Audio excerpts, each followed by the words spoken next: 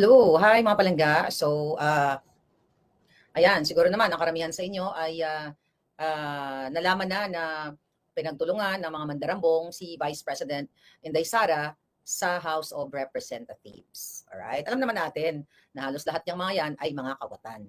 Pero gusto ko lang pong sabihin sa inyo na hindi naman yan magtatagumpay yung mga yan. At gusto ko rin sabihin sa inyo sa lahat ng nakaka-follow dito, sinabi ko na po ito sa inyong impeachment na gigawin ni Lisa Tanas, ni Bangag, ni Ngagba, ni Tambaluslos, at ang mga kasabwat nila, pinlano na nila ito. Ipapakita ko lang sa inyo ang text messages ng puting ahas. Yung pinakadulong part. Okay? Bago ko pala ipakita, remember the November 18, 2023 na in-expose ko sa inyo. Okay? November 18, 2023, ang title ay O-Plan, Eliminate the Enemies. Hindi ko na ito babasahin lahat. So, see that? Puting ahas, Saturday, date, November 18. Alright? Saturday, November 18. So ngayon, mga kababayan, okay, ito ang pinag-usapan dito sa ating sa ating expose. Ang sabi, pinapatupad ng Malacanang ang O-Plan, Eliminate the Enemies, kung saan ang pangunahing layunin ay makontrol ang lahat ng sangay ng gobyerno at manatili sila sa pwesto.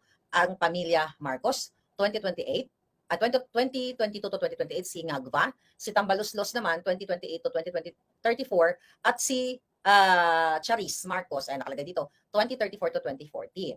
So dito pinaliwanag sa atin ng ating putingas from Malacanang na mismo narinig niya ang usapan sa plano ni Liza Tanas, ni Bangag at ni Tambaluslos. Ang sabi, ang sequence of events nila ay ganito: gibain si Vice President Inday Sara, gamitin ang confidential funds issue.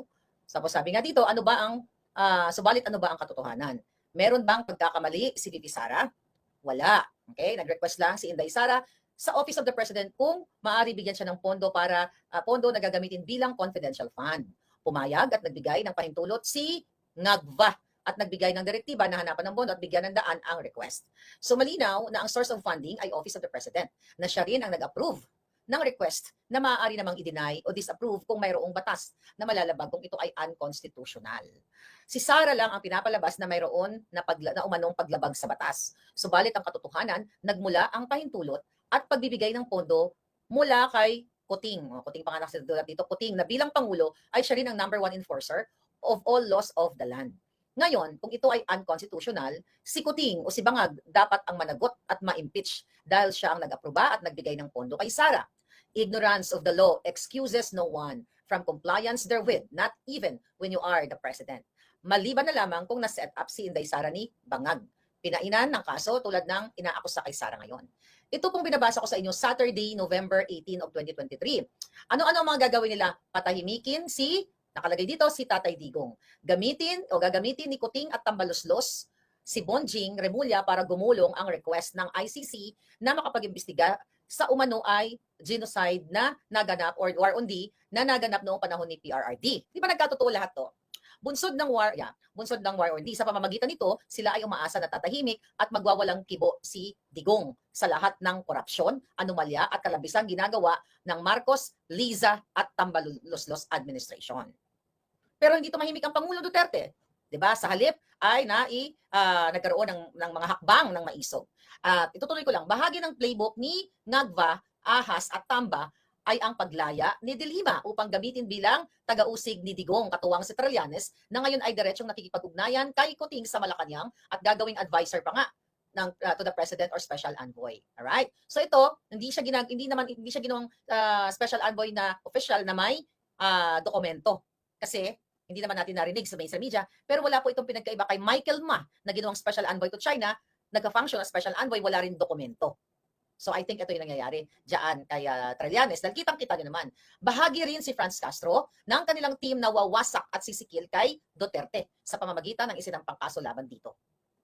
Lahat po ito, ang binabasa ko sa inyo ay November 18, 2023. Ito ang isa sa mga pinasabog o in-expose ko sa inyo. Alright, ano ba dito? Bukod sa ikinaso tungkol sa, huwag na tumasahin. Then, ano pang gagawin nila? Extradition ni Kibuloy. Okay? Ipapadismiss ni Bonjing Remulla ang kaso ni Kibuloy na nakafile sa Davao upang maging eligible na ang gagawing request ng US FBI for extradition nito. Sa ilalim kasi ng ating batas, hindi maaaring i-deport ang dayuhan na ma-extradite ang Pilipino if there is a pending or ongoing case against a respondent due to primacy of the Philippines jurisdiction over over persons residing or sojourning with who is accused of having committed a crime. Hindi nga na-extradite si Pastor Quiboloy, pero tignan nyo naman ang ginawa sa KOJC. Closure of SMNI. Ito ang mga binanggit sa atin ng puting ahas. Martial law na ngayon pa lang. Kitang-kita ang sadyang pananahimik ng traditional media dahil sa pressure at pananakot ng Marcos Ahas Tambaluslos administration sa lahat ng media outfit na magiging critical o babatikos sa kanila. No wonder ang mga media ngayon ay talawan. Tumahimik sila sa kababatikos na bangag, kawatan, magnanakaw ang Marcos family. Look at Rappler. Magkakakampi na ang mga Digimonyong dilawan laban sa mga Duterte at magkakampi na ang mga bangag. So lahat po ito ay nagkatotoo. Pinakahuli dito, Maharlika at vloggers. Ito yung nangyayari ngayon. Kailangan ko kasi ibalik sa inyo. Malaking halaga ang nakalaan sa mga critical na vloggers para alukin at suhulan, tumahimik lang at tigilan ang paglalahad ng mga totoong kaganapan sa pamahalaan. Si Maharlika ang numero unong target ng mga aso ni Ahas at Tambaluslos. Hinahanap kung sino ang tamang linya papunta sa kanya o dili kaya magkano ang halaga kapalit ng pananahimik niya. Sinabi ko na sa inyo na may nag-offer sa akin December of 2022 pa lang. Name your price. 'Di ba? Pero hindi ko, 3 tao yon. Okay? Hindi ako pumayag na magpabayad sa mga buwaka ng inang ito. Kaya patuloy pa rin po tayo nagsasalta. Kaya ang naging ending, dahil hindi ako pumayag na magpabayad sa kanila, 4 cases, proxy cases, ang final ng 3 nitong Liza Tanas, Bangag, Tambaluslos, gamit ang kanilang mga proxy cases, ang kanilang mga tao para i-intimidate ako, para matakot ako, para nga naman wala nang maingay sa social media na nagsasabi na si Marcos Jr. ay addictus benedictus, na si Liza Tanas ay kidnapper na kidnap ng 2 bata sa Turkey, ang Marcos Araneta Tambaluslos ay sangkot sa kidnapping, smuggling, lalo na si Liza Tanas. Si Liza Tanas at si Bangag ay mismo inappoint ang isang smuggler. Kaya hindi ako pumayag, kaya ito ang aking, ang aking kapalaran. So sabi dito sa ating expose, hinahanap kung sino ang tamang linya papunta sa kanya, sa akin o dili kaya, magkano ang halaga kapalit ng pananahimik niya. Tanggap at aminado nilakuting na siya ang number 1 media assassin. At kung hindi makokontrol ay malaking sakit ng ulo at balakid sa kanilang mga plano. Okay, now ito ang gusto ko ipakita sa inyo. Okay? Dito sa dulo, removal of Sara Romualdez is new VP. Sinabi ko sa inyo yan, tatanggalin si Inday Sara para si Tambaluslos ang maging new Vice President. Ang sabi dito, from Puting Ahas, that message, okay, nakita nyo yan, nakita nyo Saturday, November 18, yan, mga nakasulat yung mga vloggers. Okay? Through impeachment, ayan, sabi dito, through impeachment, they will remove Sara through the help of the heavily corrupted House of Representatives and the full cooperation of the compromised and unprincipled Senate, okay, or senators. When this happened, power is now absolute in the hands of one family and the Philippines, and the Filipino people are doomed. Okay? Nagkamali ba ang ating Puting Ahas, ang ating informer, nung sinabi niya yan na tatanggalin ng bangag na administrasyon si Inday Sara? Hindi. And now, today, ay tuluyan ng